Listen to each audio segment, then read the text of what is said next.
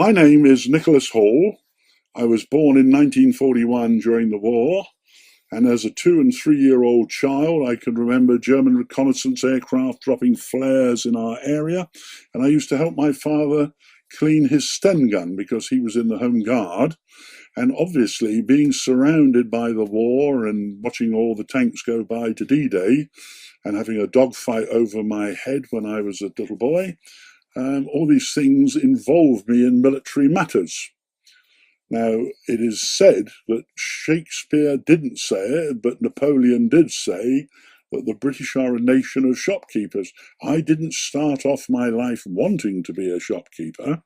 I started off my life wanting to travel the world, wear a uniform, and do things for the nation. And I went off to Bermuda, and I had a very interesting time in Bermuda, a crown colony. I came back here and I rose to the rank of captain in the Territorial Army, which is the British Reserve Army, and my speciality was weapon training. So here we go, World War II, my dad's doing weapon training. The 1970s, 1980s, we're very much involved in the Cold War, and I'm teaching hundreds of recruits how to shoot and run the shooting team. How on earth do I end up in a shop? Well, under Margaret Thatcher, everybody in England changed their job at some time or other. So I went from managing property to my hobby, and my hobby was militaria, which has many different facets. And so I opened a shop. In 1987, the property firm I was working for made me redundant, but I had already opened up a shop in Castle Road, and I called that shop Sabre Sales, S-A-B-R-E in English, S-A-B-E-R in American, which causes us problems on the computer, because now a large part of our sales, which didn't exist in 1987, is done with a worldwide clientele. And we have moved into 4 different areas of operation. So when we opened the shop, we had lots of veterans who were collecting World War II memorabilia. Sadly, most of those have now died. And also, the World War II memorabilia is getting very difficult to get hold of, and it's gone up in price. And it's always been a basis of my business that it is fun to buy and sell militaria, not agonizing. I don't want to ruin anybody's child's education or they can't pay their property taxes.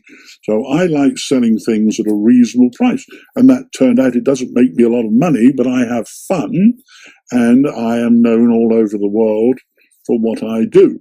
So the first thing was military collectibles. The second thing was supplying film and television work, which we did in a very big way. And the biggest films we were ever involved in were A Bridge Too Far about British paratroopers, and I didn't do the American paratroopers. And then I also did Saving Private Ryan and a Band of Brothers, which is all about American troops, with hardly any attention paid to our very major effort from Great Britain in that lot.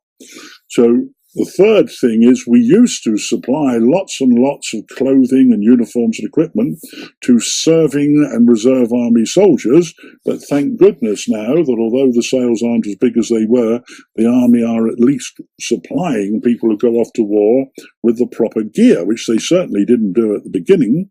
And each time a man goes off to fight in Afghanistan, the government give him £3,800 worth of equipment. But often he doesn't even bother to take it to Afghanistan, because if his boots saw him through the pass tour, he's going to wear those boots because they're lucky boots. Now, running the business brings people in of all sorts of different types. And they've just remade a film called Walter Mitty. And Walter Mitty was an actor called Danny Kaye, who played that part many, many years ago. And a Walter Mitty is a person who dreams that he is a hero. He's a fighter pilot. He's a lifeboat captain. He's a daring underwater swimmer. And unfortunately, when you're running a business like this, you meet a lot of people who tell you the most terrible lies about what they did. And then you suddenly find out, well, look, I've had 2 blokes in my entire career who admit to being in the Army Catering Corps, but I must have had over 200 people who say they went in with the SAS at the Iranian embassy in London. I am not looking to increase customers. I am looking to sell off everything I have in this building. And I did have one chap from China who wanted to open branches of this business all over China, which would have been wonderful for me. And then I could have advised him on it, maybe traveled with it, and all that sort of thing. But he wanted to work on a 300% profit margin, and it isn't possible to do that, because one thing, you might make 1% on it, and another thing, you might make 1,000% on it. You can't lie, because remember, I used to be a policeman in the tropics. I still tell the truth, so I'm not going to say something and then come unstuck later on.